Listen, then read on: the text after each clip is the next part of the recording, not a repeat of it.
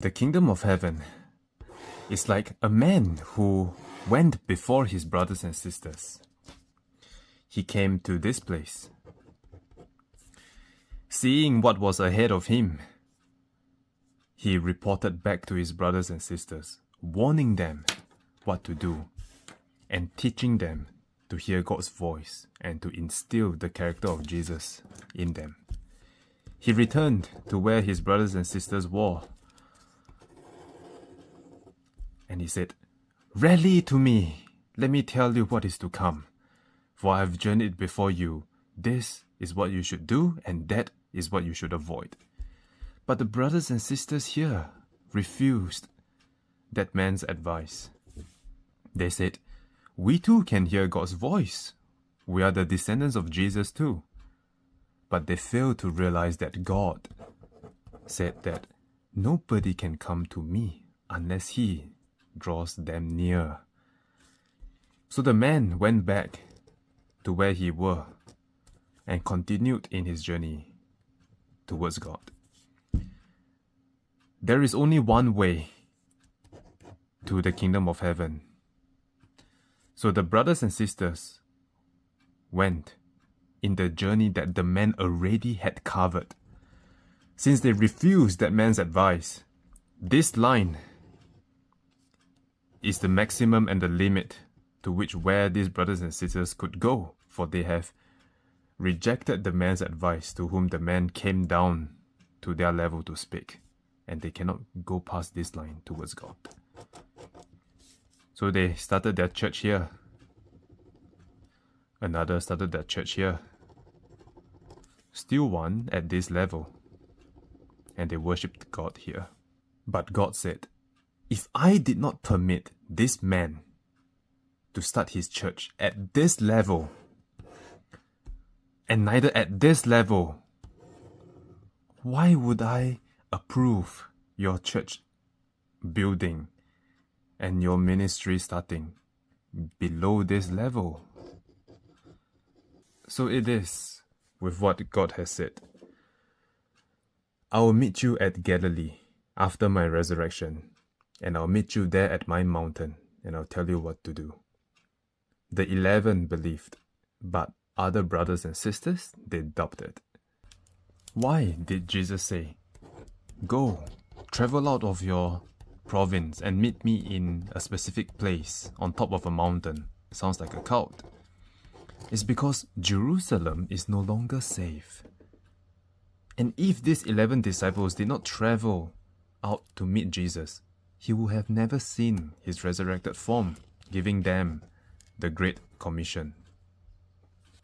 Again, the kingdom of heaven is like a woman who kept on saying that, "I see Moses, I see Paul speaking to me in a vision, and I see Jesus, and angels visited them all the time." But their visions is in their mind. This is to show that they are deceived. Visions in the mind. But when angels visited Daniel, the companions were so afraid that they ran away. They ran away. Because this one is real, physical, and audible to the people. Again, it is like Gideon seeing an angel in the form of a man. And he asked the angel, "Why did you say that I am a mighty man?"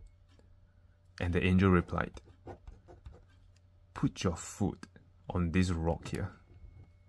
And he used his staff to touch the meat. And there came fire, and the angel of the Lord disappeared. And Gideon said, "Alas, Lord, I have seen you." At your level right now, if you see truly an angel of the Lord, you would be like Nebuchadnezzar. You will go insane. Because these people are persecuted by doing the Lord's work, and they have devoted their lives to Christ. But you are not doing the Father's work and you're only persecuted in your worldly workplace. You ask me to pray for your child studies, but you're asking someone who has not completed his studies. Do you know what you are asking? Do you still have eyes that do not see and ears that do not hear? Christ is not found in these things. I ask you to come at 1 a.m. to an empty field to pray with me and you alone in the wilderness. I say, stay here, my friend. I myself will go a stone's throw away to pray to the Father. Suddenly, as you look around in this empty field, you see two white men, dressed in white garments, standing beside me. And our faces are like this. Would you not shout and say, Alas, Lord? And in the time of Moses, the ground below them become like crystal. Who is the one that is deluded? The Lord has sent a strong delusion to those who believe in their own beliefs. That is why half of your prophecies are wrong. You say, I see a daughter. It is wrong. I see a son. It is wrong also. And even if it is correct, I see a son in your third attempt. Now it's correct. You have nothing to say. You say, God has seen your son.